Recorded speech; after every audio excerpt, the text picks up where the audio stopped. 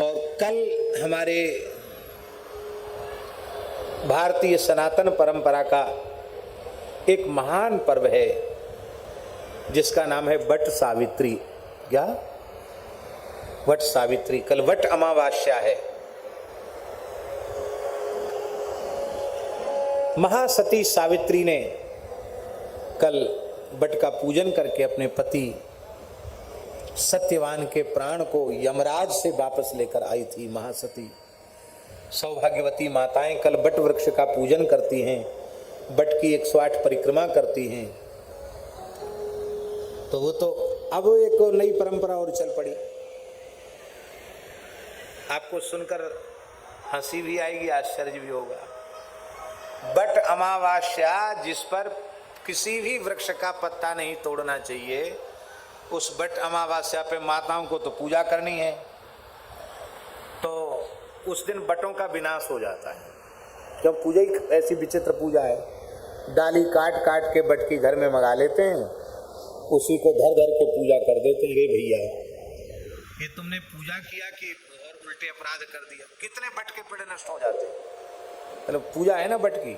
अब बड़े शहरों में कहाँ जाएं, कई कई मंजिला फ्लैट हैं, तो वट की डाली मंगा लो, वट काट के आ जा, बाजार में सब चीज मिल जाती है। भैया मेरी प्रार्थना है, अमावास्या और पूर्णिमा तिथि को किसी भी वृक्ष का पत्ता तोड़ने पर या वृक्ष को काटने पर ब्रह्म हत्या का पाप लगता है, ऐसा हमारे शास्त्रों में लिखा है। इसलिए किसी भी अमावास्या पूर्णिमा को वृक्ष काटना, वृक्ष के पत्ते तोड़ना मना है। कल तो वट सावित्री है, इसलिए बिल्कुल भी आप किसी भी वृक्ष को पीड़ा न पहुंचाएं, कष्ट न दें। और हो सके तो कल सब लोग एक एक वट वृक्ष जरूर लगाएं, तब आपका वट सावित्री सफल हो जाएगा। क्योंकि वृक्षों में सर्वाधिक आयु वट की है और प्रकृति को सर्वाधिक ऊर्जा देने वाला वृक्ष है वट। वट, पीपल, पाकर, गूलर, ये बहुत ऊर्जा देते हैं प्रकृति को, पर्यावरण को बहुत पर्यावरण को परिष्कृत करने में इनका बहुत योगदान है।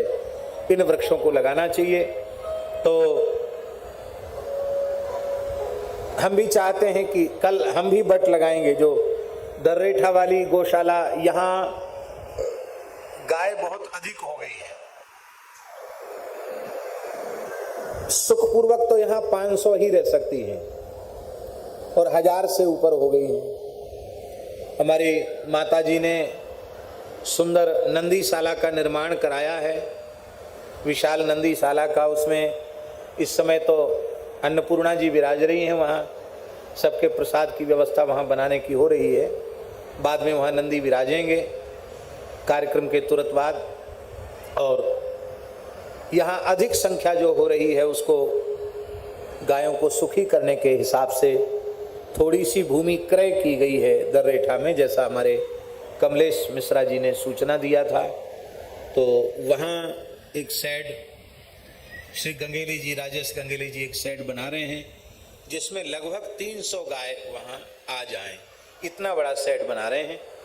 तो उस शेड में इस उत्सव के बाद 300 गाय, जैसी शेड बन जाएगा तो वहाँ 300 गाय वहाँ विराजमान हो जाएंगी।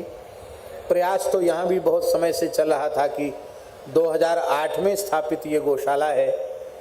शासन के सहयोग से कहीं आसपास कोई बड़ी भूमि मिलती तो इसका और विस्तार होता, लेकिन या तो हमारी लोगों की सक्रियता में कमी है या जो भी हो संयोग नहीं बना।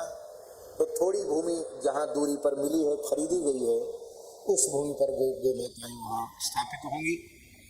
तो हम भी चाहते हैं कि कल हम वहाँ जाकर कम से कम एक वट वृक्ष तो स्थापित करके आए, ऐसा हमारा कल मन है। तो आज इस पर्यावरण दिवस के ऊपर हम सबको शुभकामना देते हैं और सबसे आग्रह करते हैं कि आप सब लोग जो बैठे हैं वे लोग भी वृक्ष लगावें। अपने पिताजी की, अपने माताजी की, अपने गुरुजी की स्मृति में भी लगा सकते हैं, किसी देवता की स्मृति में लगा सकते हैं। और जो लोग YouTube के माध्यम से जहाँ जहाँ तक लोग सुन रहे हैं, वे लोग भी कल, आज भी लगावें संभव हो तो, और नहीं कल भी, क्योंकि कल वट सावित्री है। कल सभी लोग एक एक वट वृक्ष जरूर लगावें, उपलब्ध हो जाए तो वट वृक्ष, पीपर, पाकर, ये भी सब वट की ही श्रेणी के, उनको भी लगाया जा सकता, लेकिन वट अवश्य लगावें, ये प्रार्थना है। श्री सीताराम प्रतिदिन सत्संग एवं दर्शन के लिए श्री महाराज जी के ऑफिशियल चैनल को जरूर सब्सक्राइब करें।